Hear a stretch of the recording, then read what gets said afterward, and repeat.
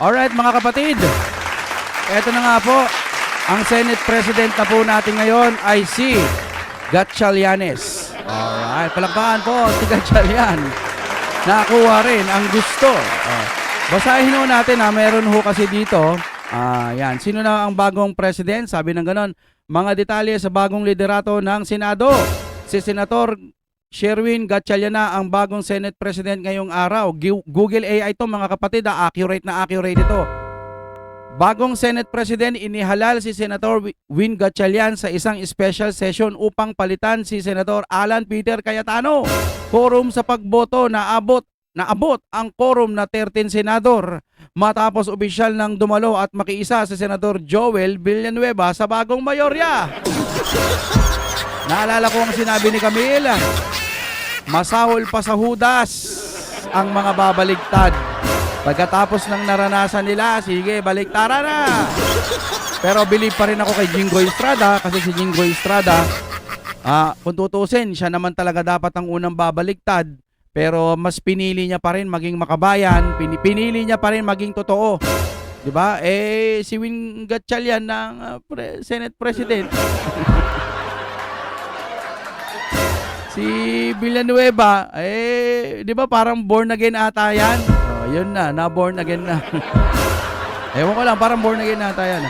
Bagong Senate President pro tempore, inihalal din sa parehong special session si Senator Vicente Tito Soto III. Oh my God. Bagong Senate Majority Leader, napili naman si Senator Juan Miguel Zubiri para sa posisyong ito. Pagtanggap ni Senator Peter Cayetano, bago ang botohan, formal nang tinanggap ni dating Senate President Alan Peter Cayetano ang pagbabago ng liderato ng kapulungan. Ayun, palakpakan, natapos din. Yun lang, di ba? So, balik na ho tayo sa normal. Ito ho yung normal. So, baka wala mo ng flood control hearing. Or, wala na talagang pag-asang managot ang mga totoong mga sangkot sa flood control issue. Yun ang nakikita ko. Pero ito, napaka-importanting balita mga kapatid. Baka gustong-gusto nyo ang balitang ito. Sabi ng galon, breaking news, Senador, inaprobahan na ang panukalang gawing national orchid ang waling-waling. Grabe, napaka-importante. Lumindol. Pumutok yung bulkan. Yung mga bilihin sobrang mahal na dahil nagkaroon ng gera. Tapos yung ang taas-taas ng ating ang tawag dyan, gasolina. Wala nang mga solusyon. Puro na lang ayuda.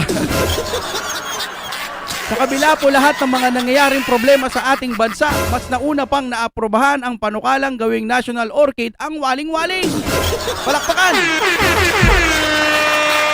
Isang napakahalagang, grabe no, binabayaran sila ng sinusweldoan ng gobyerno, nagkakaroon ng benefits. Yung mga senador, ang lalaki ng sweldo. Tapos ito ang makikita natin ngayon, national orchid na ang waling-waling. OMG. Sarap ano, gusto nyo ng mga ganitong news, no? Ito ang Pilipinas ngayon. Ang hirap talaga kapag ka napagtripan ka ng adik, di umano.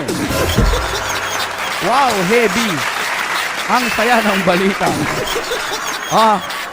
Makikibalita pa tayo kasi inaroon to ni Harry Roque, pinost din to ni Harry Roque. Sabi niya, congrats to the Senate under its new president at naipasa during the special session na gawing national orchid ang waling-waling.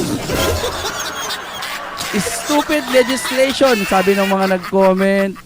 Ano ba yung mga protector ng mga kawatan? Sabi ng mga. Doon yun sa ABS-CBN kaso si Harry Roque ang nag-post. Grabe, napaka-importante talaga. Nakakatuwa. Na? Ang saya nito. Waling-waling para matakpan ang flood control scam. A very critical bill at this very moment. Special session called by the palace to pass this bill with utmost priority discussed. Buti pa yung halaman. Buti pa yung halaman, binigyan ng pansin yung mga bilihin at gas kailan papansinin. Ano ba kayo? Pinangakuan na nga kayo, gusto nyo tutuparin pa eh. Ang saya ng waling-waling. Ano pa kaya ang merong balita? O, pipindutin ko na mga kapatid, hindi ko pa nakikita ito. Galing ito sa Ang Balita Ngayon. Yan. Next, Cheese Escudero itatalaga umano bilang presiding officer sa impeachment trial ni BP Sara. Ay, malamang may impeach si BP Sara nating mahal. Wala na taga-kabila na lahat Diba? Wala na, ganun ho talaga. Kailangan nilang sumunod. Masyadong makapangyarihan ng gobyerno natin ngayon. Nasa kanila ang kapangyarihan, kaya tayo magagawa. Basahin natin, breaking news, majority nakikita si Cheese Escudero ang mamumuno sa special trial ni BP Sara. Posibleng si Senator Cheese Escudero umano ang magsilbing president officer ng impeachment court sa paglilitis laban kay Vice President Sara Duterte. Ayon kay Senator Ping Lacson, nakatakdang iboto ng Senate majority si Escudero upang mamuno sa impeachment proceeding. Sinabi ni Lacson na naniniwala ang mayorya na si Escudero ang angkop na mamumuno paglilitis. Okay na. Bahala kayo. Si BP Sara naman, wala naman takot yan kung ma-impeach nyo. Pero hindi naman daw siya luluhod or makikiusap. Diba sabi niya hindi siya luluhod. Balatan nyo na ako ng buhay. Gawin nyo na lahat ang gusto nyo. Pero hindi ako luluhod. Impeach nyo ako, impeach nyo. No? Biruin mo, binoto yan ng 31 o 32 million na mga Pilipino. Pero i-impeach lang siya ng iilang mga tao. Fuck! Diba? Napaka-shit. Wala, ganun ho talaga. Okay, next news na po tayo. Hanga ako sa paninindigan ni Jinggoy hanggang huli. Sabi ng ganoon. Ito ang pahayag ni dating COA COMELEC Commissioner Attorney Rowena Guanzon kasunod ng mga pinakabagong kaganapan sa Senado na resulta na pagpapalit ng liderato ng kapulungan. Sabi ng sa kanyang social media post, sinabi ni Guanzon na hindi niya inaasahan darating ang panahon na hangaan niya ang naging paninindigan ni Estrada sa gitna ng mga pangyayari. Not in my life at sa natitira ko pang buhay, nahahanga ako sa paninindigan ni Jinggoy hanggang sa huli.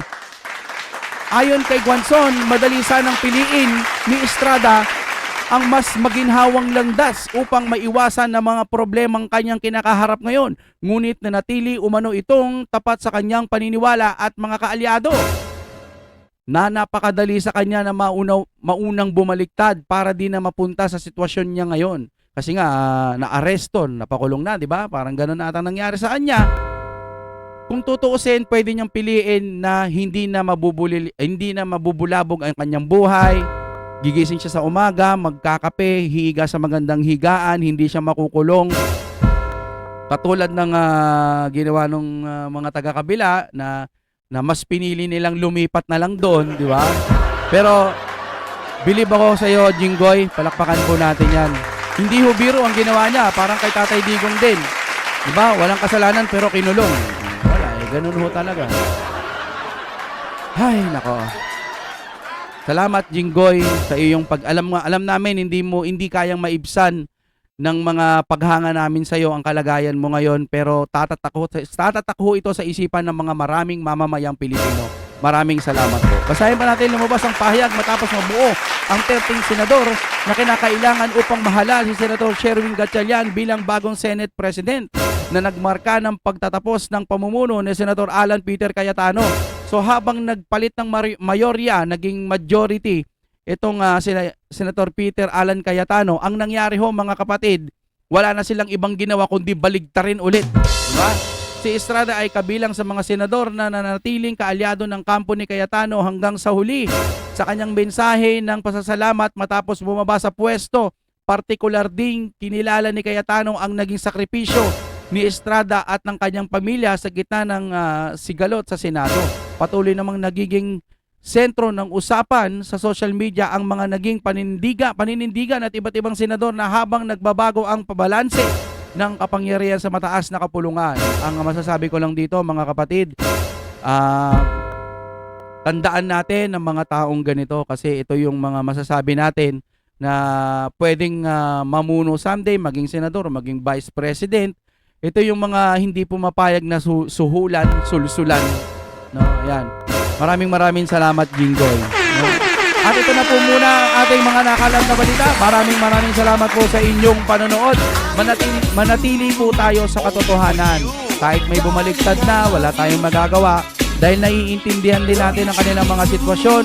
Pero si Jinggoy, sa totoo lang, tama nga, siya rin dapat ang unang bumaligtad dahil siya ang unang pinuntirya, pero mas pinili niyang maging totoo sa kanyang sarili.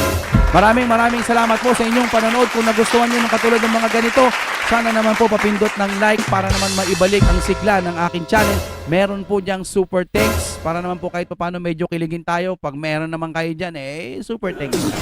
Maraming salamat po sa inyong panonood. Breaking out.